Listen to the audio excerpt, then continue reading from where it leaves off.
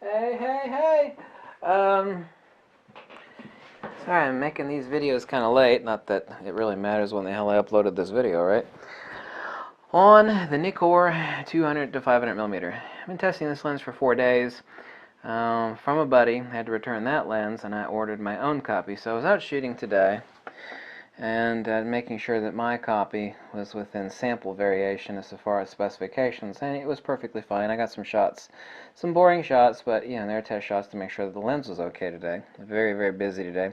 Isn't that an obnoxiously large box? I made a video prior to this. It does come with a large velvet type of case, which I would call generally worthless, but I mean ultimately it doesn't have to come with a case at all.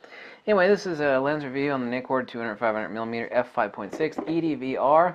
3 ED elements and really, really good vibration control. Let me get this obnoxious box out of the way, and it is obnoxious. How do you like my ugly shirt? Isn't my shirt nice and ugly? Yes, this is the most boring shot in the world by the most common bird, at least in the United States anyway. But I was testing, and this was at 480 millimeters. I thought I was at 500, but I remember quite a few shots that I was about 480 or so. I wasn't all the way at 500. And I got the links for these boring, yet, insightful shots below. Insightful so far as me testing my lens to make sure it's perfectly fine. This lens is a hair over 5 pounds. It's constant aperture between 200mm to a 500mm. It's a bit over 5 pounds, a 5.6 to f32 aperture. It is made in China. There's only one thing. I rate this lens a 10 out of 10, and it's taken me a long time to get around to reviewing this lens. And I will admit to making 2 mistakes on lens reviews, but they're not mistakes because I hadn't reviewed the lens yet. Not mistakes in lenses that I've reviewed, but in not in making pre-conclusions about a lens. Maybe it's because I'm getting old or something like that. Go figure that one. That was lens number 1 was sometime last year. It was the Fuji 16mm. I was like, oh, I'm not going to review that damn lens. You cannot make a really, really awesome 16mm like that, and it's just about near impossible. But Fuji did it, and that lens turned out to be the best lens that Fuji's got. So that was a mistake I made, not in doing the review. But I also made the same mistake on this lens. But let's be honest here, I'm not getting sent these lenses for free. And, I got a lens ultimately, and I'm using it, other than the 4 days I had with this lens being borrowed, not this particular lens, but another lens exactly like it, the 200mm to 500, which I also tested against the Tamron 150 to 600mm, which it did not stand up muster. The Tamron did not. And the Tamron, of course, being a little over $400 cheaper, still did not stand up muster in autofocus speed acquisition, and both far ends. We're talking about 200mm to 500 versus 150 to 600, and that lens is $400 cheaper. So the Tamron, 150 to 600 autofocus speed, I'd rate it as 7 out of 10, maybe a little bit less. Overall, the lens value is right at an 8. I do rate this this Nikkor lens, the 200 to 500, and this one is mine. That's what I was doing out today, testing it. Yeah, these are boring shots, but I was just testing the lens, make sure it was perfectly fine, make sure it matched my my borrowed sample copy. I rate this lens a 10 out of 10. Giving much consideration and judgment on this lens, there's nothing that I can fault on this lens, except for 2 things, and they're so nitpicky that I can't actually attack the lens. Okay, you want me to rate it a 9.8 out of 10 or 9.7 out of 10? That's fine. One thing being the plastic adjustment knob for the removable tripod collar. While the actual locking nut is metal, this should not be made out of polymer. Second thing is the flimsy lens hood. It could be made tougher. Fuji makes really tough lens hood. I know everything's gone to injection molded plastic. But this lens ultimately, is it's actually underpriced. At $1,400, this lens is underpriced. The vibration control on this lens is incredible. So you want me to rate it out of 10? I give it a 9.7 out of 10. Technically, I give it a plastic adjustment knob and a $40 lens hood is not a reason for me to knock off points, or maybe it is. Okay, 9.7 out of 10. 19 elements is actually low on this lens. My 70 to 200 Tamron 2.8 VC, which is the lens I use all the time, is absolutely incredible. Has a lot more glass in it than this does. It's 19 elements, and I forget how many groups. There's a 9-bladed rounded aperture on this lens. It is also electronically controlled. There is not a direct linkage from the rear of the lens as far as aperture control on this lens. 7.2 feet minimum focusing distance. Like I said, the price on this lens is actually a bit low. I'll go over a couple of the locking switches on this in a second, the control switches. It is a rather large lens. Like I said, it's a hair over 5 pounds. I do have it unlocked currently. Take it from between 200mm to 500mm, and this is it. So that's it, completely zoomed out to 500. Let me remove the lens hood. There we go. And the front lens cap. Take a look at the front. This is a 95mm front filter or front lens cap replacement, if you want to know what it is. Like a Hoya HMC UV filter, a air-coated filter, would run you right at a hair underneath $100. The best cheap filter if you're interested in throwing a filter on this thing. This is it. Over here on this side, we actually haven't put the lens cap back on. Over here on the side, we have an array of switches. We have a lock for 200mm. In other words, if you're traveling with the lens so that it cannot be zoomed out, you can actually lock it at 200, so you actually cannot zoom the lens. Up at the top, conventional standard Nikkor lenses, we have manual, and automatic, with manual override for focusing. We have manual switch. We have a full or a lock from infinity to 6 meters, so you can actually take it from the full focusing, which if you're shooting a certain distance and not too close, you can actually drop it from full autofocus from infinity to 6 meters, meaning it will not focus any nearer than 6 meters. Vibration control, rather obvious to state that, on and off. There is a subcategory of vibration reduction switch on this one, normal versus sports.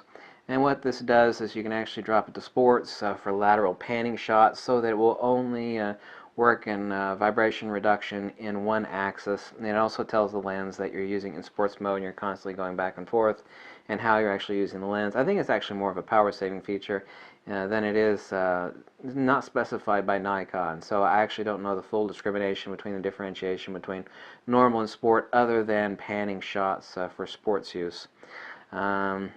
So that is a subcategory of vibration reduction on this. The tripod collar is removable, as is typical of most the tripod collar is metal, is all metal except for the tightening knob. I wish they would have made this tightening knob out of metal, but as long as the actual lock screw is made out of metal instead of the actual screw itself, then that's not an issue. The reason for that is that this gets a lot of use, especially if you're doing handheld. By the way, all these shots, and this is also at 480mm, I believe. Let me check below on the Fuzzy Bunny Rabbit, as I was checking. Very sharp. Color saturation is incredible. People think, too, is that I need to go over something, is that given the focal length, the minimum aperture on this at 5.6, that you would think, well, conventionally thinking in portraiture lenses like 85 or something like that, well, 5.6 cannot be a good bokeh or bokeh. But on a lens like this, between 200 and 500mm, 5.6 is very, very creamy, beautiful bokeh. It was this at 480mm at f5.6. So I got a couple boring test shots. There's a Fuzzy Bunny Rabbit. I didn't see it at the time, but I was maybe, I think it was a little, I think it was about 100 yards away from this bunny rabbit at 480mm. You can actually see the ticks in his ears, incredibly sharp. I can see all the little fuzzy bits on his fur.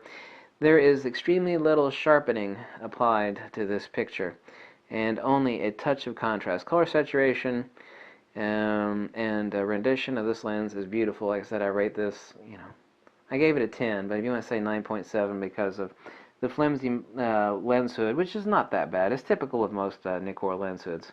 But this lens is actually incredibly underpriced. The only thing that I would have changed on this lens, and it is nothing important, is that plastic locking knob on the tripod collar. But that doesn't affect the lens because the tripod collar is removable. So if that were ever to break, and I've not heard of anybody breaking it, you could send, instead of sending the lens back, you send tripod collar back. Same thing here, 5.6. This is a boring robin shot. You can see he's got some worms in his mouth. This is a 5.6. That's a very beautiful bokeh at that. So when you think of, beautiful creamy bokeh, we're thinking of conventional lenses, 50mm, 80, 135, stuff like that. But 5.6 on, at 400mm, 500mm, 300mm is very beautiful. So don't think that a lens like this with a maximum aperture 5.6 is bad. It's actually extremely good.